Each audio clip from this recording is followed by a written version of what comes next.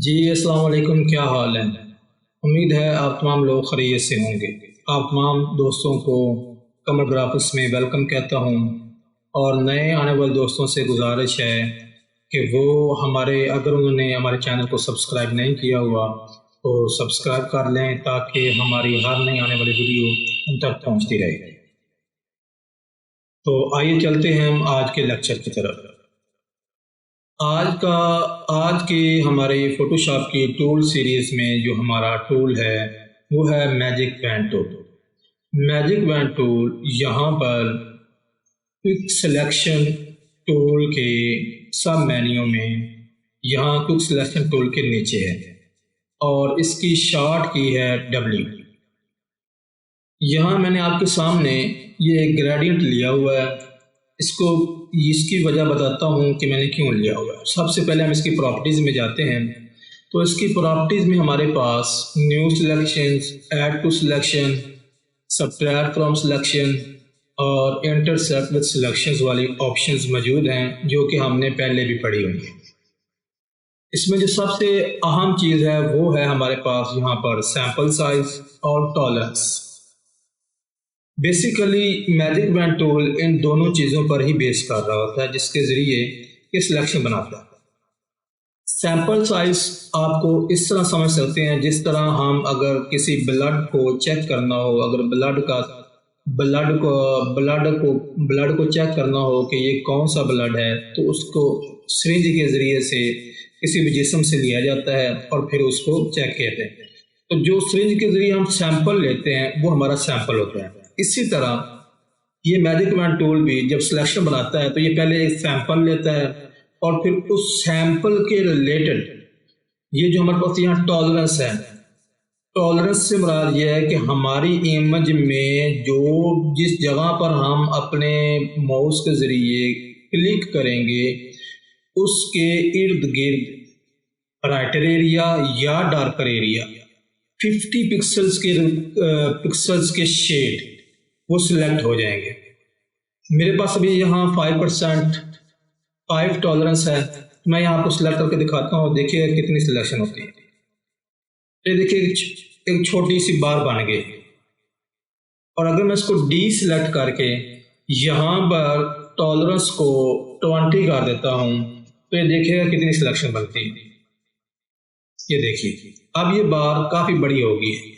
इसको फिर दोबारा दिखाता हूँ मैं, इसका साइज थोड़ा मज़ीद बड़ा 50 कर देता हूँ तो ये देखिएगा ये बार कितनी बड़ी बनती है।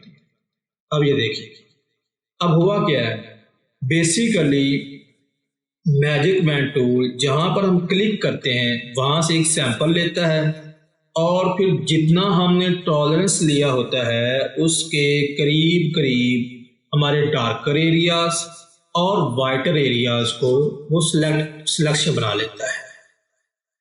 अब आइए हम इस टूल को अपने इमेजेस में यूज करके देखते हैं। ये मेरे पास इमेज है। इस इमेज में हमारा जो बैकग्राउंड है बेसिकली वो एक ही कलर का है, सॉलिड कलर का है। तो यहाँ पर भी मैं क्लिक करूँगा तो वो इसकी ये सारी की इमेज की सिलेक्शन बना लेगा। मैं यहाँ पर क्लिक करता हूँ तो आप देखिएगा क्या होता है। ये देखिए इसने हमारी इस इमेज की सिलेक्शन बना। अब मैं चाहूँ तो कंट्रोल शिफ्ट आई प्रेस करके इसकी सिलेक्शन को इन्वर्स कर सकता हूँ और अपनी इमेज के बैकग्राउंड को डिलीट करके अपने इमेज को अलग कर सकता हूँ। तो देखिएगा कंट्रोल जे प्रेस किया मैंने और यहाँ पर मैंने इस नीचे वाले बैकग्राउंड लेयर को क्लोज कर दी। तो ये देखिए ये बहुत ही ज़बरदस्त हमारी सिलेक्शन बन गई। इसने हमारे शेडो को भी कट ऑफ कर दिया और हमारी इमेज को भी कट ऑफ कर दिया। इसी तरह अगर हम एक और इमेज में जाते हैं तो ये देखिए ये जो हमारे पास इमेज है इसका बैकग्राउंड भी सॉलिड कलर है लेकिन इसमें थोड़े शेड्स हैं। मैं यहाँ आपको थोड़ा इसका टॉलरेंस कम करके दिखाता हूँ। यहाँ 20% मैंने इसका टॉलरेंस कर दिया है। तो यहाँ पर मैं जब सिलेक्ट करूँगा तो ये देखिएगा कितनी सिलेक्शन होता है। उसने इस एरिए को सिलेक्ट किया है। क्यों? क्योंकि जो शेड्स इस इमेज के करीब करीब नज़र आ रहे थे उसने उसको सिलेक्ट कर दिया है। मैं दोबारा कंट्रोल डी करता हूँ और यहाँ पर इसकी टॉलरेंस को मैं 30% करता हूँ। अब देखिए क्या होता है। हमारी इमेज के इर्द गिर्द बहुत बड़ी सिलेक्शन बन गई है। इसको टॉलरेंस को मैं मज़ीद बढ़ाता हूँ ताकि हमारी सिलेक्शन मज़ीद बढ़ जाए। कंट्रोल डी किया और टॉलरेंस को मैंने कर दिया 35 और यहाँ पर मैंने क्लिक किया तो ये देखिए हमारा बैकग्राउंड तकरीबन सारा सिलेक्ट हो गया। यहाँ पर थोड़ा सा रह गया तो मैं यहाँ पर शिफ्ट प्रेस करके इसको ऐड कर लेंगे तो ये देखिए हमारी सिलेक्शन बन गई। अब यहाँ पर एक चीज़ रहती है, ये वाला एरिया हमारा सिलेक्ट नहीं हुआ है। हालांकि इसका कलर भी इसके साथ मिलता जुलता था तो सिलेक्ट क्यों नहीं हुआ है? इसकी वजह ये है कि हमने यहाँ पर कॉन्टिन्यूअस वाले ऑप्शन को सिलेक्ट किया हुआ है, जिसका मतलब ये है कि हमारी जिस कलर को हम सिलेक्ट कर रहे हैं वो कलर जहाँ जहाँ पर कॉन्टिन्यूसली चल रहा है वहाँ पर हमारा ये मैजिक बैंड टूल सिलेक्शन बना दें।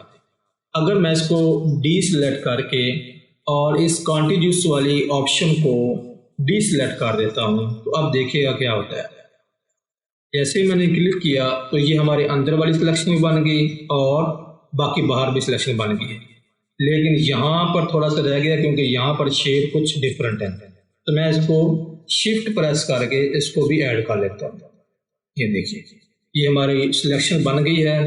अब मैं इसको कंट्रोल शिफ्ट आई करके इसकी सिलेक्शन को इन्वर्स करूँगा और फिर कंट्रोल जे करके या यहाँ पर हम इस पर मास्क ऐड कर देते हैं ताकि इसके बाद में भी चेंज कर सकें। तो ये देखिए हमारा बैकग्राउंड रिमूव हो गया है। अब हम चाहें तो इस इमेज को कहीं भी इस्तेमाल कर सकते हैं।